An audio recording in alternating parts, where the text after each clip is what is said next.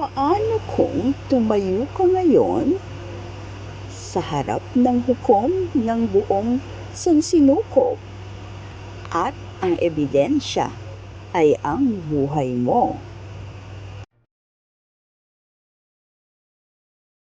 Ito ang kwento ng isang hatol na nagpabago ng lahat. Ang kautusan ng Diyos ay banal, perpekto at hindi nagkakamali. Hindi ito nakikipagkompromiso, hindi ito nalulugod sa intensyon. Ganap na pagsunod ang hinihingi nito.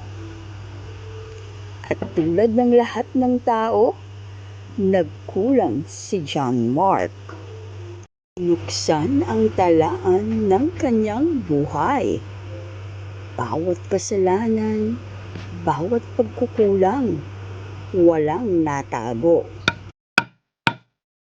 Kagalang-galang na hukom, malinaw ang batas. Ang kaluluwang nagkakasala ay mamamatay. Wala siyang sariling katuwiran. At alam ni John Mark, totoo ang paratang. Ngunit bago bumagsak ang hatol, may tumayo. Ama, ako ang tatayo sa kanyang lugar. Ang kanyang kasalanan sa akin, ang aking katuwiran sa kanya. Ito ang banal na palitan. Kasalanan para sa katuwiran, kamatayan para sa buhay.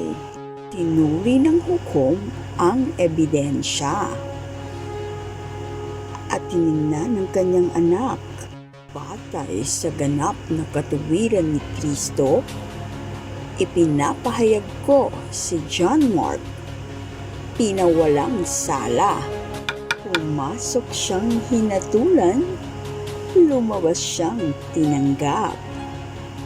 Pumasok siyang makasalanan, lumabas siyang binihisan ng katuwiran ni Kristo. Hindi na siya hinahatulan, anak na siya.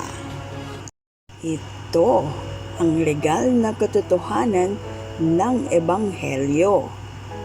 Ang pagpapawalang sala ay hindi gantimpala. Ito ay regalo.